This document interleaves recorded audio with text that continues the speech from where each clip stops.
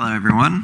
My name is Jesse Engel, and I'm going to be presenting on behalf of Google DeepMind, but also specifically the Magenta project, which has been doing research in creativity and is how do we empower controls and economic models that we can be putting in place for governing this technology. So Sound Patrol is currently hiring for a lot of this work. We have a booth in the back. We'd love to talk to you about the kinds of problems that we're facing on the content forensics and generative work. I'd love to chat more. Thank you for your time.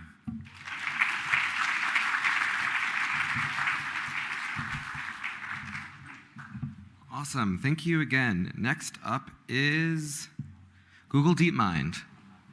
Round of applause.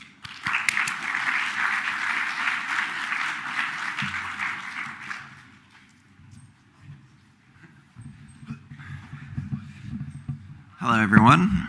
My name is Jesse Engel, and I'm going to be presenting on behalf of Google DeepMind, but also specifically the Magenta project, which has been doing research in creativity and music generation and understanding for about a decade. And our goal has always been to not just try to advance the state of the art of technology, but to really ask the questions of why are we building this technology? What do we want to automate and what do we not want to automate? And when we think about this, we really think about it in terms of empowering creativity with tools. For me, there are two angles. One that expands access to music creation. So this was like a little doodle we did back in the day, probably about 7 years ago or more, where you could put in a melody and it would reharmonize it in the style of Bach.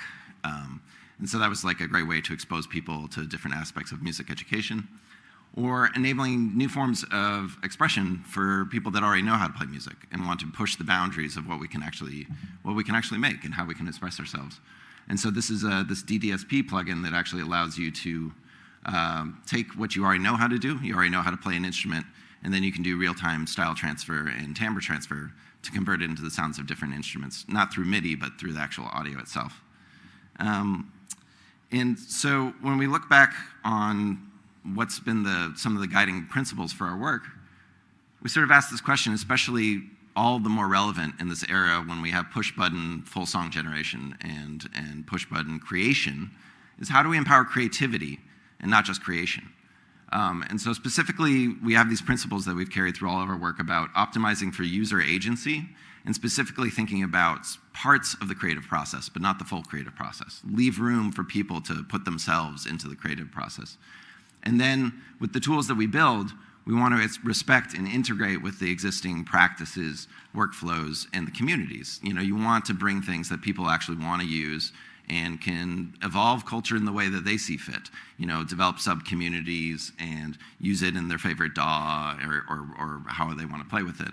And then also, you know, there's a way in which, since generative AI models are actually biased by the training data that you train on, you can have a normalizing effect to sort of regress the norm in some ways.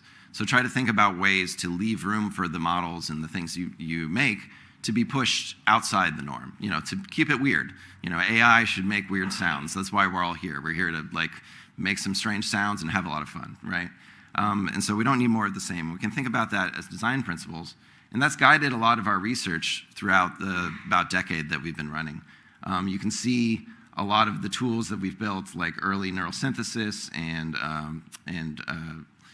piano roll generation, to specifically like some of the works on transcription, being things that enable certain parts of the process, but you know aren't full song automation or anything like that. Similar with the DDSP and these other types of things. And then what we're really excited about now is for the past year or two, we've really focused in on real-time interaction as something that's really overlooked by most of this community and is actually the foundation of how we make music, right? We sit down and we get in a creative flow where we're making sounds and we're listening to what we're hearing and we're responding to that, and it's social. We're with other people playing music and they're responding to it. And it's a human activity, right? It's not about the end outcome. It's about the process that you've done it, and you're optimizing for how good of a time you had and the connections you made along the way. And so that's where a lot of our research is focused. And along the way, we've also built a lot of tools for people to actually use and play along with. So you can go to the website, g.co/magenta, and there's a lot of plugins there. Some of our most recent one, we have a real-time music plugin called the Infinite Crate that you can actually play with and integrate into your DAW. And then as well, you can sign up for a similar sort of online DAW called Music AI Sandbox that's trying to push the boundaries of offline editing and production. And so a core part of this principle as well is engaging with the creative community. A lot of that through putting almost everything we do on open source up on GitHub, and then working with a lot of artists and getting feedback.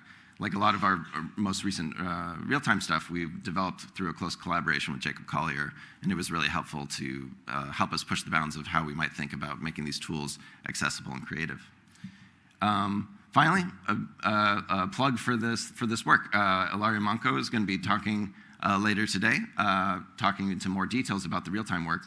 One way to think about it is all the internal models, like if you think of VO and all those kinds of things for video generation, Lyria is the equivalent of that. So we have these Lyria real-time models that you can access through AI Studio. You can build your own apps. We have a recent one that we released, which is a spaceship. You can fly through latent space, and you'll get through different constellations of music and have it jam along with you.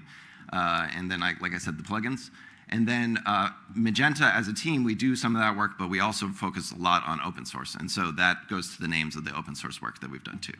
And so the open weights model, we have a state-of-the-art model thanks to all the work done on recent public evaluation of open source models. And it's available on GitHub. You can fine-tune it. You can even jam along with it with live audio input and have it sort of like an advanced AI looper. And make it your own, fine tune it to your own purposes or use it for the basis for your own research.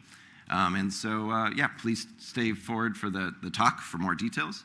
And you can check out the links for a whole bunch of different applications. And we are hiring for student researchers and interns. So please reach out, and we'd love to work with you. So thank you all very much.